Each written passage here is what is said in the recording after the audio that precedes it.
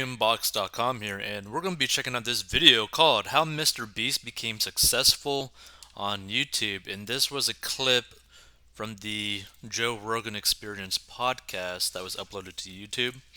And I thought it'd be pretty interesting because Jimmy, or MrBeast, is probably one of the craziest, obsessed YouTubers in the world, right? But let's go right into it. And let's bring it full screen.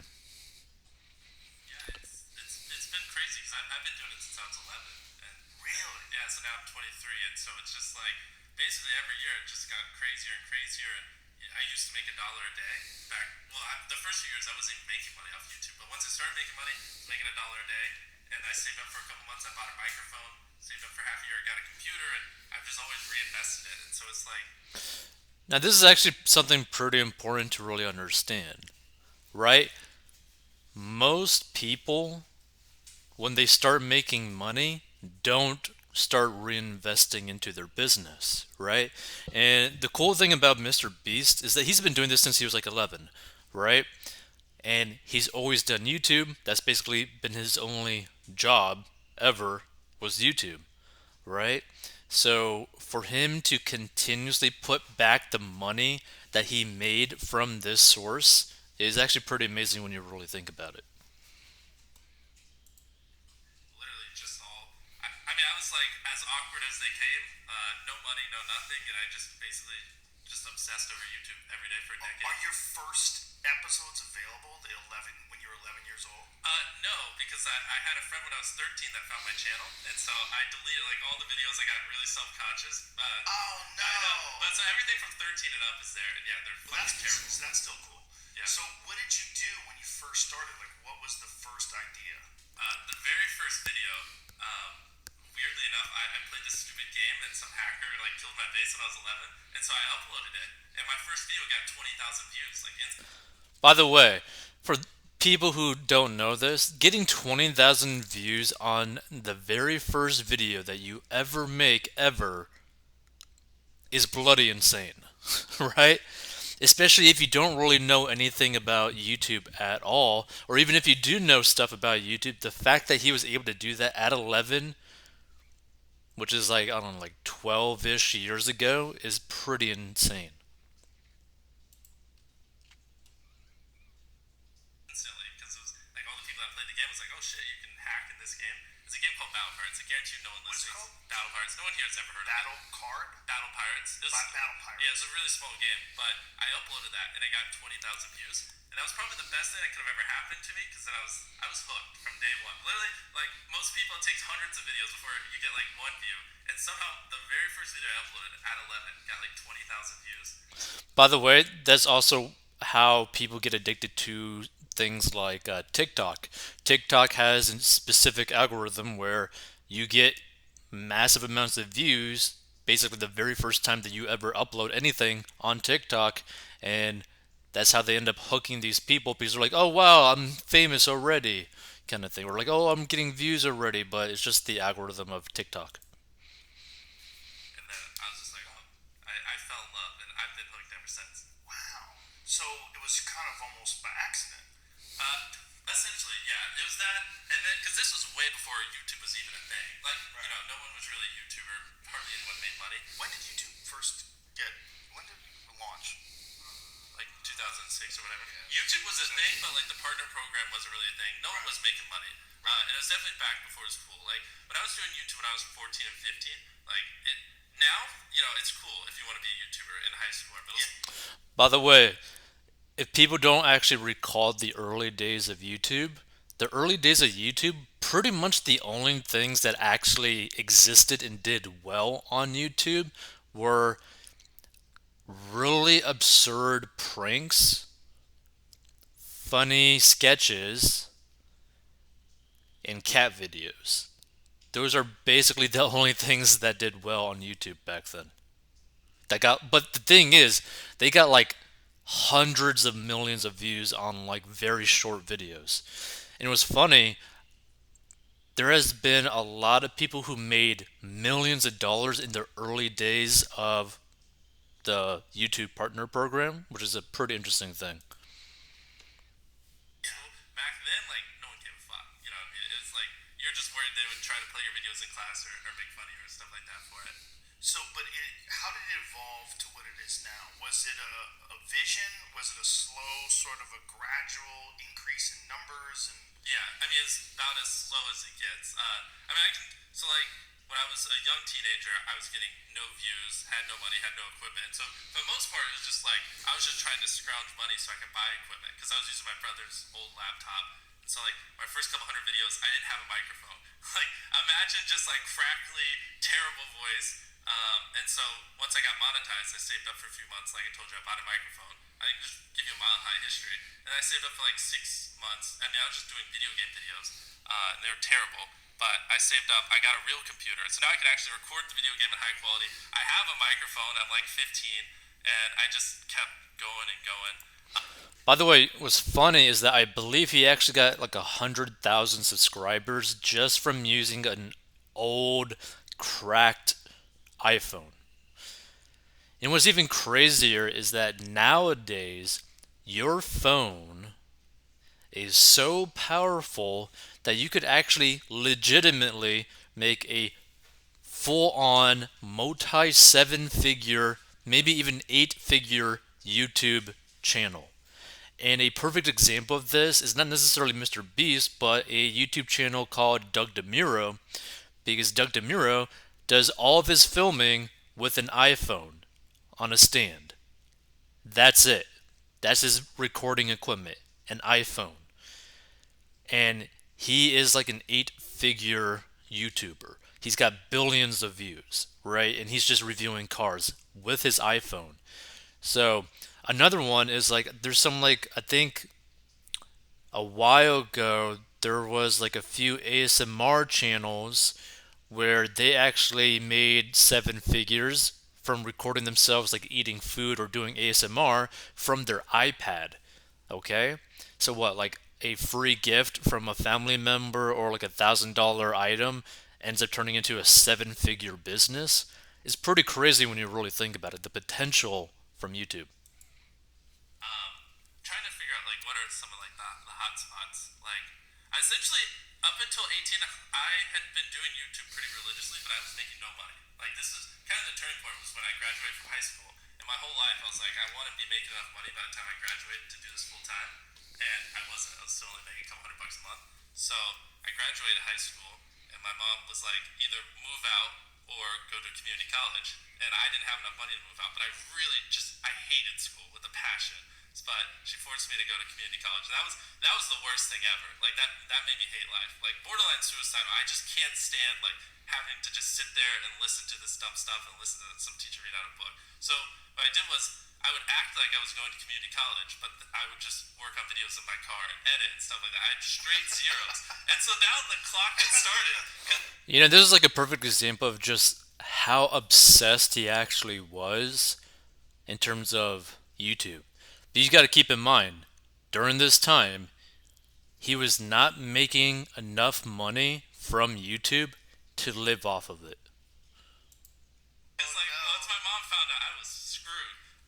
were you aware of that? Like, Yeah, that you're running a risk? yeah, exactly. And so I would act like I was going to college that whole time, but I wasn't. And I didn't have enough money to move out. And that was kind of when I was just like 15 hours a day, all in. I was like, I'm fucked if this doesn't work.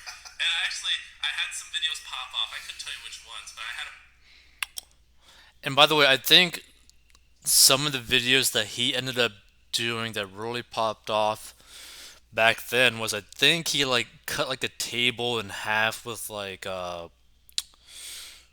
plastic knives. I think that was one of the first videos that he actually had that blew up. Like a lot of his early first videos that blew up were challenges, like extreme challenges. So it's pretty interesting when you really think about it, right? Because yeah, you see him give away a lot of money now, but when he first started off, he didn't have money. You gotta keep that in mind. Like people who end up stumbling upon this, you gotta keep in mind when he started off, he had nothing, no money whatsoever. Like he had such little money that really the only money that he got was from YouTube itself, which took him years, years and years to even be able to make enough to simply get better equipment. a month where I made 20 grand because I just had some videos just do really, really well. And then I came home and I was like, yeah, I haven't been going to college, and I moved out the next day. My mom almost had a heart attack because she doesn't understand YouTube or anything back Hold on, then, and hold on, she hold just on, hold on, hold on, hold on. I gotta where I like made see 20 this. grand. Been going to college and I moved out the next day. My mom almost had a heart attack. Look at Joe Rogan's face. Like his eyes. He's like, what the hell? Look at those freaking eyes. Oh my god. Because she doesn't understand YouTube or anything back then, and she was like, man, this guy's gonna work at McDonald's. I wasted all this time. Like I invested 18 years in this. Is what I get. Where were you living? What part of the country? North Carolina. That's where I've lived almost my whole life. It's By the way, side note for anyone who ends up stumbling upon this, go onto YouTube and search Mr. Beast documentary because I believe he made his own documentary or helped produce it. And it really gives you a lot of like insight as to his operations, how he started, all that kind of stuff. It goes like really into depth and is really, really well done. So go check out like the Mr. Beast documentary. so. How does she feel now? Oh, she's great. Is she like She's beyond flabbergasted? happy. Yeah, she loves it. You know, put her. By the way, for like him and his mom's situation, which also is explained in the documentary, but once he actually started to make really good money from YouTube, like we're talking like crazy amounts of money from YouTube, he actually did a video, which you can see on his YouTube channel, where he retired his mother. Which, I'm a little bit sad that he didn't actually like mention this on the podcast because for him to do that for his mother is pretty amazing. Like he gave his mother a $100,000, like straight up $100,000 straight for her, right? No questions asked, just to retire her. And also, his mom works for him, does all the accounting, does all the financial stuff, which is pretty amazing. In front of her friends, she loves talking about it. She obviously. Oh, I always knew little Jimmy was Yeah. gonna be a No, success. no, she doesn't try to hide it. We would fight all the time. Even in high school, like, I never once studied. I literally wouldn't even take my books home. Like, I legit don't think I studied once all of high school at my house. And so we would fight a lot. I didn't have the best grades. And so I would just make videos, and she didn't understand it, especially because back then it was just a whole different world. Like, Yeah. there wasn't really a thing as a full time YouTuber and stuff. And so it was a lot of arguments, a lot of drama, but it ended up working out. She's happy. The thing is, it's like nobody saw this coming, right? So you can't blame her. But especially me, in like the middle of North Carolina, in a small town, and like horrible acne. I'm, especially back then, really awkward. It's like no one, like people would have bet $1 million that I wouldn't be a YouTuber. It makes no sense. But I just like I have hyper obsession, and I love this, and you give it enough time, anyone can solve it. Well, there's a lesson in that for people, really. Like to just if you do have a hyper obsession with something, there's a lot of people that think that because they're bad at school or because they're not interested in school that they're destined to be a loser. Yeah. And that's not true. You can the problem with school is too rigid. Like And yeah, for those people who are still in school, right? Like just like public school and all that kind of stuff. School doesn't really teach you anything about life. Like hardly any school even teaches you about finances.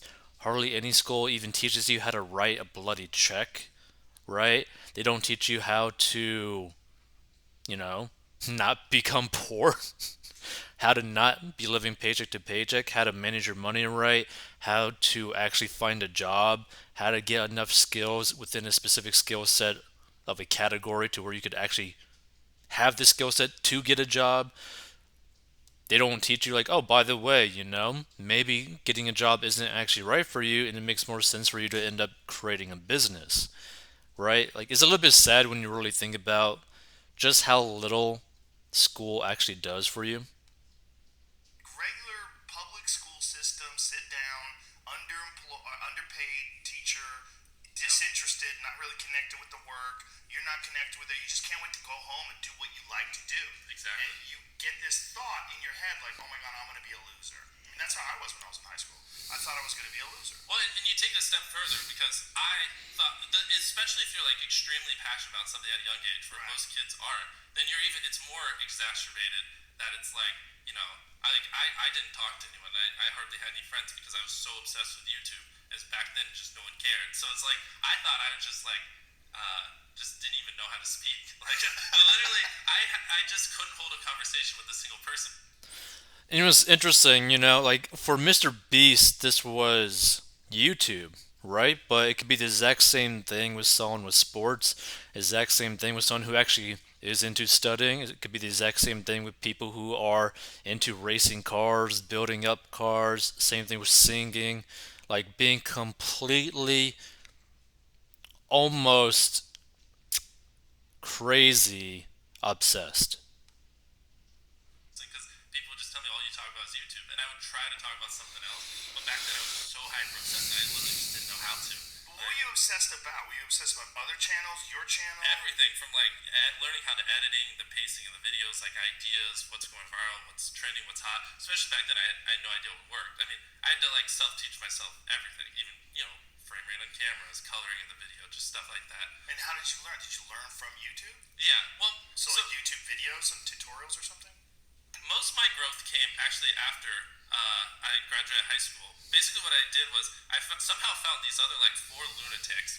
Three of us were college dropouts. One was a high school dropout, and one I don't know. He just like quit his job. We were all super small YouTubers, and we basically talked every day for 1,000 days in a row and did nothing but just like hyper study. Like what makes a good video, what makes a good thumbnail, what's good pacing, like how to go viral. And By the way, like, side note again, but the interesting thing about him having this group of other people, like-minded people that are trying to achieve basically the same thing, is that they could bounce off ideas from one another, which is pretty cool, right?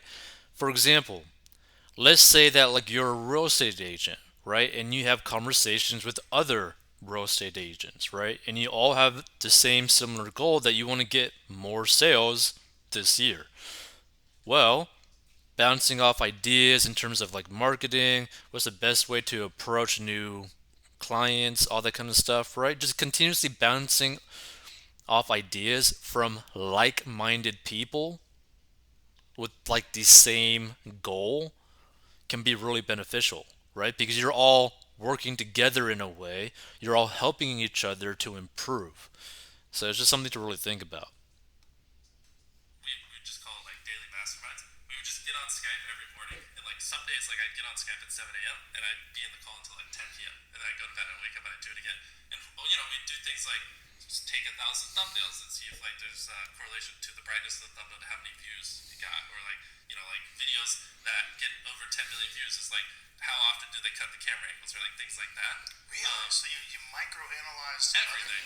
By the way, for those people who haven't caught on yet, Mr. Beast, Jimmy, is extremely data driven, right? And I remember seeing basically a video that he talked, I think in like Vid Summit or something, before it got taken down on YouTube. But he is like 100% data driven, right? He pays so much attention to like the YouTube analytics to the point where he knows what a video is going to do before basically it even goes out, which is absolutely crazy, right? Like he understands data so well that he can coach other people and within months get them to like 16 times their view count and revenue. It's absolutely insane. And he could just look at people's like YouTube channels and Yeah, just I like mean, fix it. we were very religious about it, and so that's where most of my knowledge came from. Is I just surrounded myself with these lunatics, and just every day, like we didn't do anything. We had no life. but everybody had sort of a similar vision. Yeah, exactly. So we all had like 10, 20,000 subscribers when we met, and by the time we stopped talking, we all had millions of subscribers, and we all hit a million subscribers like within a month. It's crazy because it's like you envision a world where you're trying to be great at something, and it's just like you learning and fucking up and learning from your mistakes. Also, my mom told me not to curse. Sorry, mom. If someone could just like edit out the swear words and give it to me, Sorry, Mom. yeah, so I could give it to my mom to listen to, that would be great. But like you mess up, you learn from. Oh, by the way, this is a side note again, but the reason why Mr. Beast, Jimmy, stopped cursing in his YouTube videos, right? Because back then, in his early days, he had the mouth of a sailor. Same thing with his buddies. They all cursed like crazy, right? So the reason why that they ended up stop cursing is because their ad revenue would be so low because of the cursing. And not only that, his content started to get a little bit more family friendly as time went on, and it doesn't really look good as well to have people cursing like crazy if your audience is majority younger. Every mistake you mess up, you learn from your mistake. You in 2 years, might have learned from 20 mistakes, or if you have like four other people who are also messing up, and when they learn from their mistake, they teach you what they learn. Stuff like that. Hypothetically, you 2 years down the road have learned like 5 times more of the amount of stuff. So it just like helps you grow exponentially way quicker. If that makes any sense. It does. It Yeah. does. So But it's interesting that you thought about it that way in sort of a systematic approach. Like, exactly. this is not dumb luck. No, I mean it was like they say 10,000 hours of math or something. Yeah. Probably put in like 40, 50,000 hours. I mean, Wow. we're talking like every day, all day, like literally nothing. We had no friends outside of the group that. And here's the thing that's interesting too, right? Like from the very beginning, Mr. Beast took this so seriously that he viewed it basically like a business from the very beginning, right? Like he spent all of his time dedicated to it because the reality is, just like in business, no one cares about your business more than you do. Nobody cares about your YouTube channel more than you do, right? Nobody cares more about your life than you do. That was your life. And I'm like, actually rereading that book right now, that Malcolm Gladwell book, Outliers, that talks about that 10,000 hours principle. It totally applies to what you did. 100%. I mean, like, it sounds like you were just all day, every day, and which makes sense. And what do you have now, 90 million subscribers? well, we across everything, we're closing in on 200 million subscribers. Jeez! Yeah. Look at Joe's face. 'Cause, His reactions are have you good. seen our dub channels? No. By the way, like, what's amazing about Mr. Beast is not only that, like, how good he is at YouTube, but he's able to, like, pretty much systematically make any video on any of his channels go viral, which is absolutely insane. Can you pull that up? Just search MrBeast in Espanol. So we actually, which I'm kind of curious why you don't do this. We do our videos in other languages as well. Really? Yeah, and Wow. so and I can't wait to get to show you this because I actually have a really cool story. Veremos a Here, la just go primaria. to the channel so you can Who does this? we do. Oh, yeah, but So so hit, you so hire hit someone? videos. Hit videos. Yeah, we have voice actors and everything. Wow. So these are the exact same videos on my main channel, but we pay voice actors to dub over them. We translate the text of the video, everything. Mr. Beast in Espanol. Yeah, that was actually one of the fastest growing channels last year. It's just our That's so videos dubbed. smart.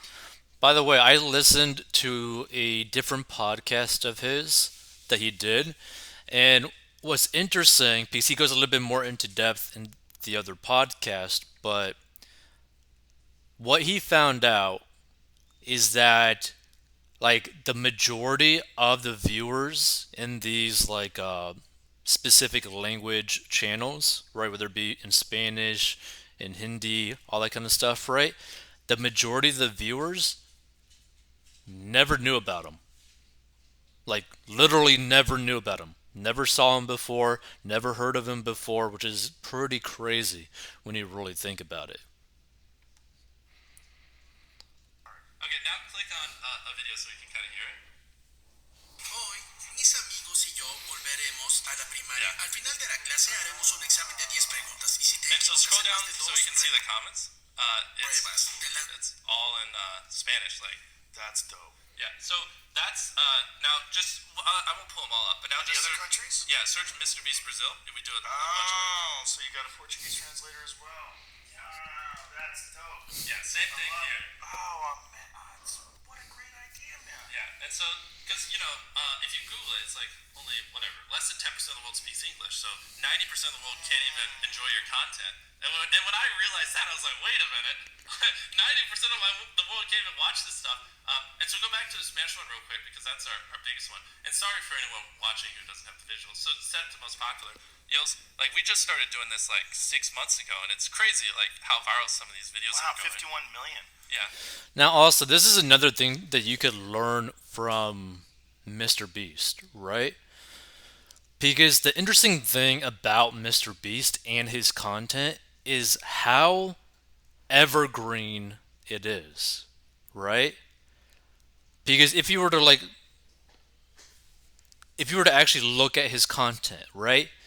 Any single video on his channel that exists, you can click it and watch it at any time, any year, no matter what's going on, right? You could be on the toilet taking a dump, you could watch his video all the way through, right? You could be laying down in bed a year from now, still watch that same video a year from now, right? You could be watching these videos back to back and binge watch all of them, right?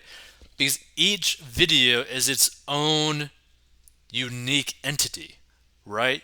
It's like a tree that is growing nonstop, right? It's really amazing when you really think about it. And like another YouTuber that does something similar is a YouTuber called Sniper Wolf, who not too long ago had over 700 million views in a single month. And the reason for that is again, evergreen, right? All of her content is evergreen. So she's getting millions upon millions of views, not just from the video that she uploads every single day, but also from videos she did a year ago, 2 years ago, 5 years ago, etc. Right? But it also allows, for example, MrBeast to upload every single one of his videos that he's ever made, put them in all these other languages because he can, because they're all evergreen, which means they can be transcribed, used in every single language out there possible with no really extra added production cost. Now, I mean, you got to like pay for the transcribing and all that kind of stuff, right?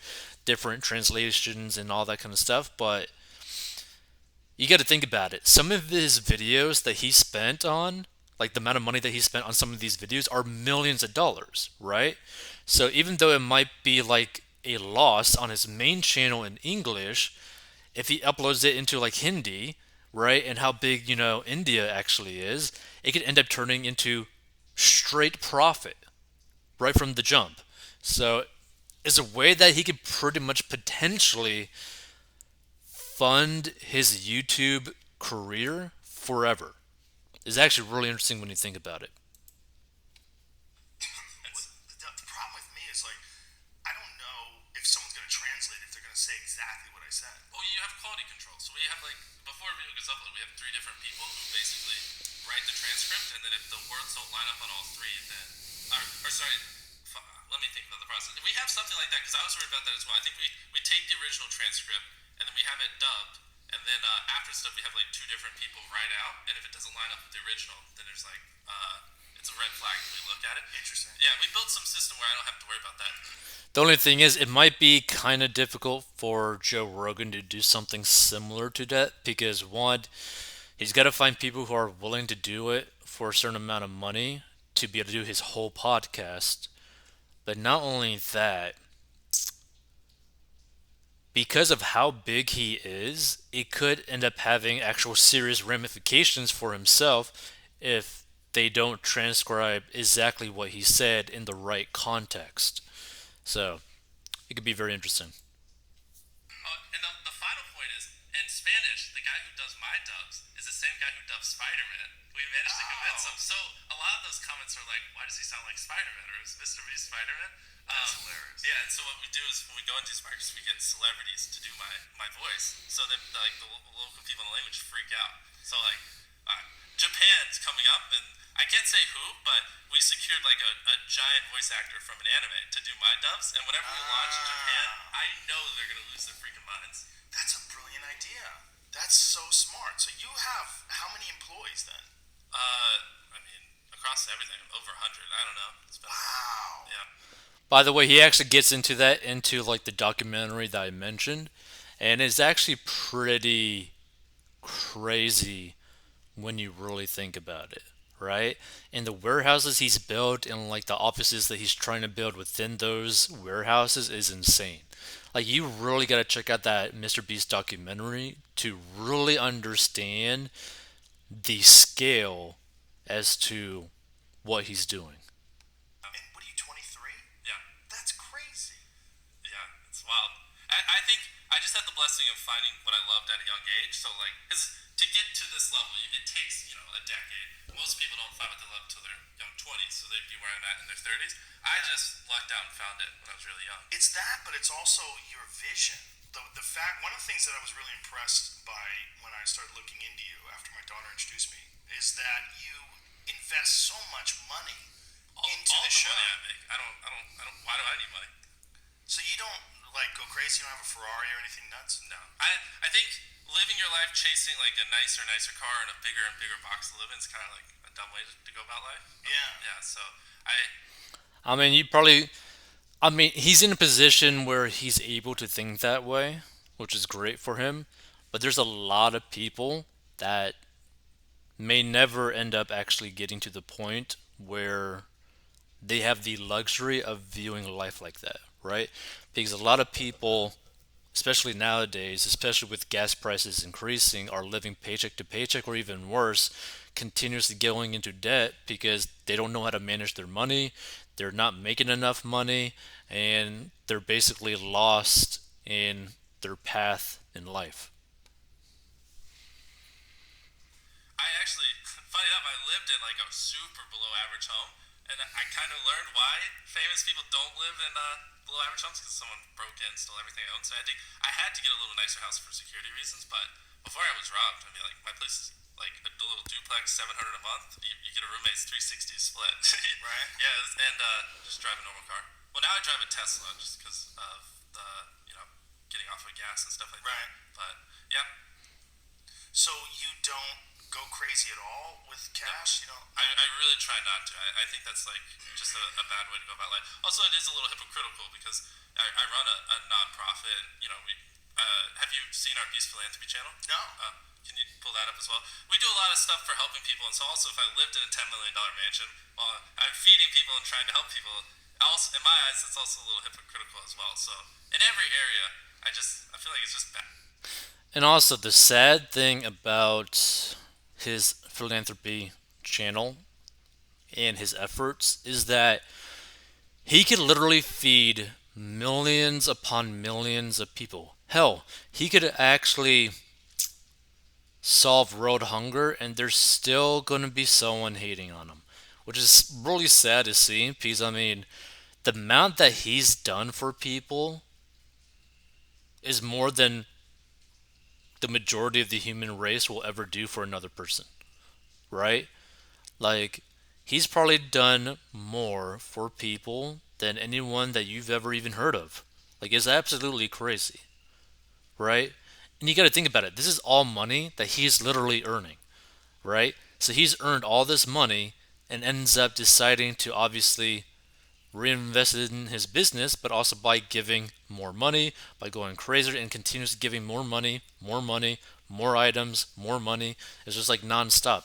Like, and again, no matter how much money he gives people, no matter how many people he actually ends up turning into millionaires from his stuff, people are just still going to hate him, which is sad.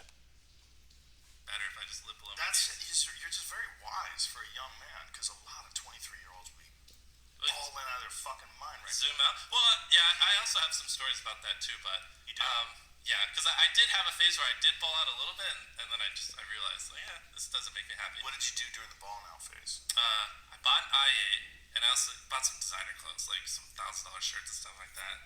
Ironically, all of which was stolen when my house was broken into. So it's kind of perfect because I was like, I don't know if I really care about this stuff anymore, and then someone just stole all my expensive shit. And I was like, perfect. Now, also, like the interesting thing about the whole, like not having a lot of items, not buying a lot of expensive stuff, right, is that in the MrBeast documentary, he actually goes into it, and not only the whole like robbery situation, but he also realized that it was mainly an unnecessary distraction in terms of him focusing on YouTube, right? Because again, his main focus has and probably always will be YouTube, how to make better YouTube videos, and having these flashy things just didn't really help him with focusing on YouTube. Because think about it, all this money that he spent on these like kind of like pointless items means that there's less money to go back into making better content. So it's a very interesting way of thinking, and you got to think about it. He's only 23 years old. He has over 100 plus employees. He made, I think, over like $40 million last year just from YouTube ad revenue alone. He has multiple billions of views on all of his channels. His gaming channel was the fastest channel ever to reach, I think, a billion views, which is crazy. I believe it was also the fastest ever channel to reach 10 million subscribers, which was like underneath a year. So it's really crazy how good he is at truly making viral content. By the way, he's extremely good at making viral content on literally every platform, which is absolutely insane, right? He's just that good at understanding what do people want to click on and watch. If you want to learn how to get out of debt and manage your money, go to 40inbox.com.